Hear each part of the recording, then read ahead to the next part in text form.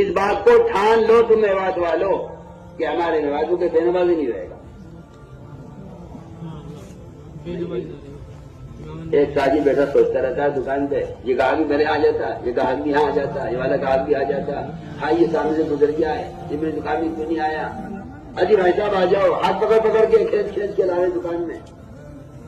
تم جا کے دیکھو مین روڈ پر ان کے ہوٹلوں کے ایجنٹ کھڑے ہوئے ہوں گے سڑک پر، اپنی جان خطرے میں، ہائی وے پہ گاڑی چل رہی ہے، وہاں کھڑے ہو کے ہاتھ دیتے ہیں، 20 روپے کھڑے ہو گئے، یہ ہوٹل لے کھانا کھاتے جاؤ۔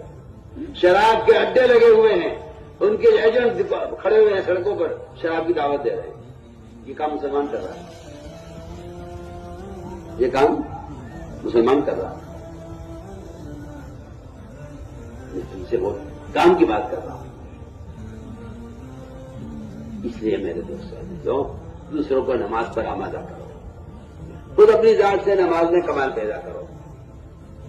جو نماز قبول نہیں ہوتی وہ نماز قبول نہیں ہوتی جتنی جلدی جلدی پڑھی جاتی ہے۔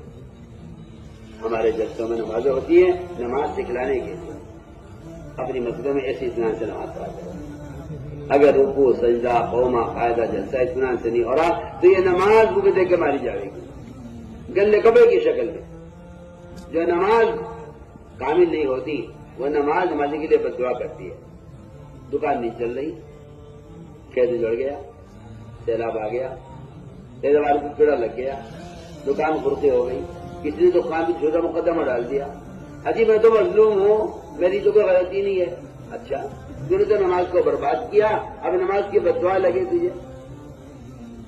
نماز کی بد دعا لگتی ہے دکان کو، یہ نماز کو ضائع کرتا ہے دکان کے لیے، اللہ دکان کو ضائع کرتے ہیں نماز کی وجہ سے۔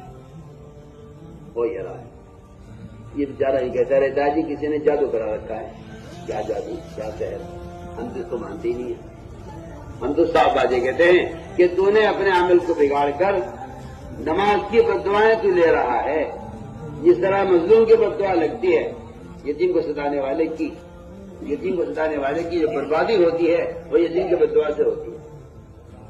اور فرمایا اسی طرح نماز مظلوم ہو جاتی ہے اور نماز کو یہ بگاڑتا ہے دکان کے لیے، نماز بد دعا کرتی ہے، اے اللہ تو اس کی دکان کو برباد کر دے، اس نے کارخانے کی نماز کو ضائع کیا، اس کے کارخانے کو برباد کر دے، اس نے اپنے کھیت کے تیار کے لیے نماز ضائع کی، اس کی کھیت کو اجاڑ دے۔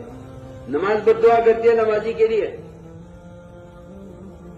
اس لیے ہمیں چاہیے کہ لمبی لمبی نمازیں پڑھنے کی مشق کیا کرو،